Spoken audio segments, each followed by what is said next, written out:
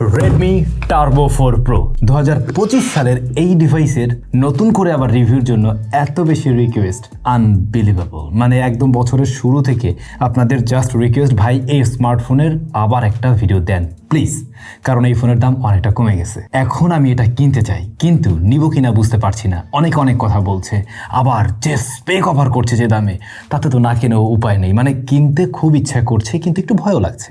Alright, আপনাদের যে সমস্ত বিষয়গুলো নিয়ে একটু কনফিউশন রয়েছে, সেই বিষয়গুলো আজকে আমরা ফাইন্ড আউট করব।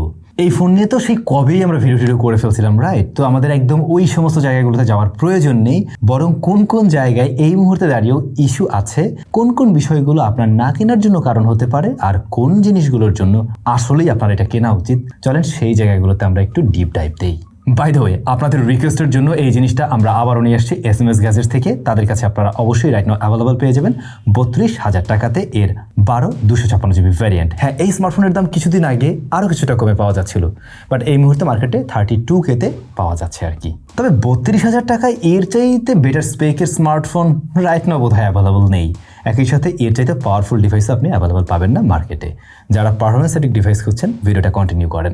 ফার্স্ট অফ অল, এই স্মার্টফোনটা আপনাকে খুবই বেটার একটা ফিল দেবে। আই মিন হ্যান্ড ফিলটা খুব দারুণ দেবে, যেহেতু এটার বডি ফ্রেমটা অ্যালয় দিয়ে তৈরি, রিয়ার প্যানেলতে গ্লাস রয়েছে, সুতরাং ধরে মোটেই মনে হয় না আমি 32K বা অ্যারাউন্ড 30K প্রাইস পয়েন্টের কোনো ডিভাইস ধরে আছি। হ্যাঁ, তার চাইতে বেটার ফিল দেয়, এটা সত্যি। ইভেন ফোনটা দেখতেও সুন্দর, অনেক বেশি বড় সড়েও না। পার্সোনালি আমার কাছে এটার ডিজাইনটা বেশ ভালো লাগে। ডিজাইন আপনাদের কাছে কেমন লাগে একটু কমেন্ট করে জানাবেন তো। এরপরে যদি আমরা সামনে চলে আসি, এইখানে যে অ্যামোলেড প্যানেলটা আছে, এইটা নিয়ে আমি এখন পর্যন্ত কোনো কমপ্লেন পাইনি, এমনকি আমার নিজের জায়গা থেকেও কোনো কমপ্লেন নেই। চেন বেজেলও মোটামুটি বেশ ন্যারো, তবে এটা সিমেট্রিক্যাল, এবং টপ সেন্টারে যে পাঁচল কাটআউটটা রয়েছে, এটাও কিন্তু খুবই ছোট। তাছাড়া এটা টাচ রেসপন্স যথেষ্ট ভালো। এখন পর্যন্ত আমরা কারো কাছ থেকে এভাবে শুনিনি যে গ্রিন লাইন বা ব্লু লাইন এই ধরনের কোনো প্রবলেম ফেস করছে কিনা, আমরা এখন পর্যন্ত পাইনি। তবে যদি কেউ এই স্মার্টফোন ব্যবহার করে এই জাতীয় কোনো প্রবলেম ফেস করেন, একটু আজকের ভিডিওতে কমেন্ট করে অবশ্যই জানাবেন। HDR10+ সাপোর্ট রয়েছে, 3200 নিটস পিক ব্রাইটনেস আছে এখানে, যেটা শুনতে হয়তো কম লাগতে পারে অনেকের কাছেই, তবে এইটা ব্যবহার করতে গিয়ে আপনাদের কোনো প্রবলেম ফেস করতে হবে না। সেটা ইনডোর, আউটডোর, ডিরেক্ট সানলাইটে সব জায়গায় আপনারা ইজিলি ব্যবহার করতে পারবেন, এটুকু শিওর করে বলা যায়। ডিসপ্লেটা তার দাম অনুযায়ী আমার কাছে মনে হয় একদমই পারফেক্ট জায়গায় আছে, এটা নিয়ে কমপ্লেন করার তেমন কোনো সুযোগই আমি দেখছি না। ইভেন যেটা বললাম, এখন পর্যন্ত কাউকেই আমি এটা নিয়ে কমপ্লেন করতে দেখিনি আসলে। এরপর যদি পারফরমেন্সের জায়গাটা যাই, এক কথায় শেষ করে দেওয়া যায়, এইটা 32,000 টাকায় বা 30,000 টাকা প্রাইস ব্র্যাকেটের সবচাইতে সেরা পারফরমেন্সের স্মার্টফোন। এটাতে স্ন্যাপড্রাগন 8S Gen 4 রয়েছে, সেই সাথে UFS 4.1 হলো গিয়ে স্টোরেজ টাইপ, এবং আপনারা 32,000 টাকায় কিন্তু 12/256GB ভ্যারিয়েন্ট পেয়ে যাচ্ছেন। সো এখানে র্যামের ঘাটতি নেই, এখানে SSD-টা যথেষ্ট ভালো, যেটা গেমিংয়ের জন্য যথেষ্ট কেপেবল। বাট হ্যাঁ, গেমিং টাইমে এই স্মার্টফোনটা বেশ ভালো রকমেরই ব্যাটারি বার্ন করে, এটাও সত্যি। এমনকি এই ডিভাইসটা ফার্স্ট যখন আসে, তখনও আমরা এতটা বেশি ব্যাটারি বার্ন করতে দেখিনি, বরং এখন দাঁড়িয়ে স্মার্টফোনটা মনে হচ্ছে ডে টু ডে লাইফের ব্যবহারে, যখন কিনা আপনি নর্মালি ব্যবহার করছেন, রেগুলার টাস্ক, সেটা হয়তো বা ইউটিউব থেকে ভিডিও দেখছেন কিংবা আপনি ফেসবুক সোশ্যাল মিডিয়া চালাচ্ছেন, ঘন্টাখানেক ব্যবহারে দেখা যায় প্রায় 20%-এর মতো ব্যাটারি বার্ন করে ফেলে, যদি কিনা আপনি নেটওয়ার্ক ব্যবহার করেন, ওয়াইফাই আইদার ডাটা ব্যবহার করলে আর একটু বেশি যাচ্ছে।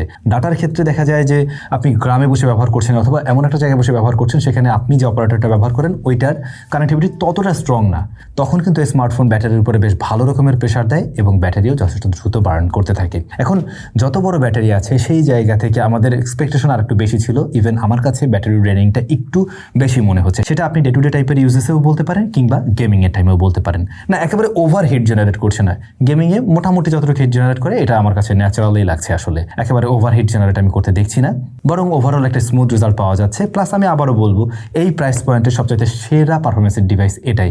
ইভেন আপনি যদি গেমিংয়ের জন্য পারচেস করতে চান, ইভেন আপনি যদি কিনা রেগুলার টাস্ক বলেন বা একটু মাল্টিমিডিয়া কনজাম্পশন বেশি করা হয়, আপনার বেশি অ্যাপ্লিকেশন নিয়ে কাজ করা হয়, ভিডিও টিডিও এডিট করা হয়, সেক্ষেত্রেও আপনি ইজিলি চয়েস করতে পারেন। বাট আবারও বলবো, ব্যাটারিটা তুলনামূলকভাবে একটু বেশি বার্ন করছে বলে মনে হয়েছে, যদিও বা এর মাঝে বিশাল বড়সড় ব্যাটারি আছে। আচ্ছা, এরপরে যদি চলে আসি ক্যামেরাতে, 50 মেগাপিক্সেলের মেইন ক্যামেরা আছে, 8 মেগাপিক্সেলের আলট্রা ওয়াইড শুটার আছে, 20 মেগাপিক্সেলের ফ্রন্ট ফেসিং ক্যামেরা রয়েছে, 4K 60 fps এর ভিডিও রেকর্ড করতে পারে। এখন এটা শুরুর সময় আমরা যেমনটা দেখছিলাম যে ভিডিও কোয়ালিটি বা ছবির কোয়ালিটি সত্যি বলতে খুব একটা ইমপ্রুভমেন্টের জায়গায় আমি দেখছি না, সেই আগের মতোই আমি দেখছি।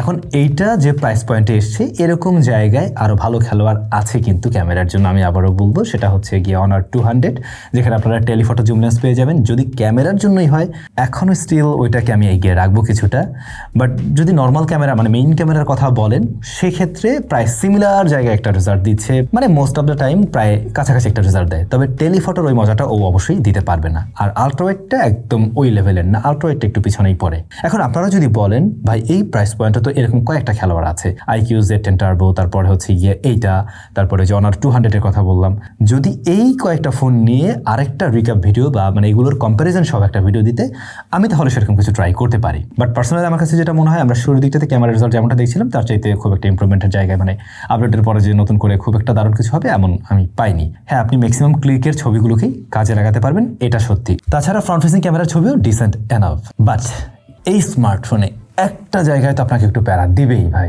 ইভেন এখনো দিচ্ছে। আমি ভেবেছিলাম এই সমস্যাটা আসলে হয়তো বা করবে না, আর তা হলো নোটিফিকেশনের সমস্যা। হ্যাঁ, এই ডিভাইসটাতে ইভেন আমরা মানে হোয়াটসঅ্যাপ বলেন, মেসেঞ্জার বলেন, এই সবগুলোতে আমরা ওই যে পারমিশন সব কিছু অন করে দেখেছি, তারপরেও কিছুটা ডিলে লক্ষ্য করা যায়। আরও একটা বিষয় নোটিস করার মতো ছিল, সেটা হচ্ছে আপনি ক্রোম থেকে কোনো কিছু ডাউনলোড করছেন, ধরুন ডাউনলোড করতে গিয়ে আপনি আবার বেরিয়ে গেলেন, ব্যাকগ্রাউন্ডে যে সেটা মানে রান হয়ে থাকবে এমনটা অনেক ক্ষেত্রে হচ্ছে না, কখনো কখনো হচ্ছে, কখনো কখনো এখানে গিয়ে একটু ঝামেলা করছে। এখন এরকম টুকটাক কিছু ইস্যু আছে যেটা এখনো স্মার্টফোনে সত্যিই আছে। ফার্স্ট অফ অল নোটিফিকেশন, তারপরে আপনি কিছু কিছু জায়গায় চাইনিজ ছোঁয়া পাবেন, যে বিষয়টা হয়তো বা অনেকের কাছে একটু অ্যানোয়িং লাগতে পারে, ভালো নাও লাগতে পারে। যদিও এটার সাথে ইউজ টু হয়ে যেতে পারে তাহলে সমস্যা নেই, এটা সত্যি।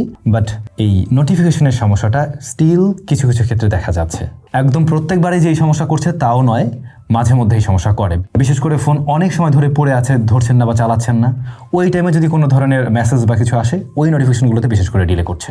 ফিঙ্গারপ্রিন্ট তো আন্ডার ডিসপ্লে, এটা নিয়ে কমপ্লেন নেই, এটা ওকে আছে। অন্যদিকে এটাতে 7550 mAh এর ব্যাটারি আমরা দেখছি, 90 ওয়াটের চার্জিং সিস্টেম সাপোর্ট নেয়। বক্স আপনার ওটা পেয়ে যাচ্ছেন 22.5 ওয়াট হচ্ছে রিভার্স চার্জিং টেকনোলজিও সাপোর্ট করে।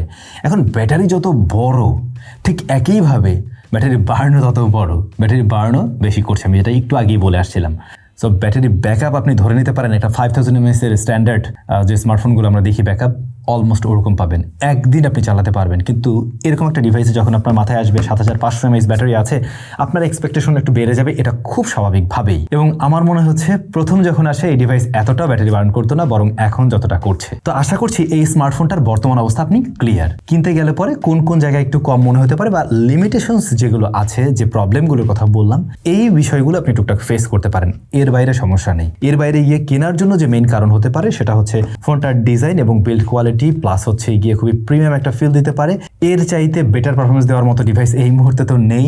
তারপরে ওভারঅল যদি স্পেক বিবেচনাও আমরা করতে চাই, সব দিক মিলে বেশ গুছানো একটা প্যাকেজ, আবার দাম অনেকটা কমে আসছে। তো সেই জায়গা থেকে এই স্মার্টফোনটা ইজিলি আবার রিকমেন্ড করা যায়। এখন ওই লিমিটেশনসগুলো যদি আপনার জন্য বড় কোনো সমস্যা না হয় দেন আপনি দেখতে পারেন। আপনি হলে কি করতেন সেটা কমেন্ট করে জানাবেন।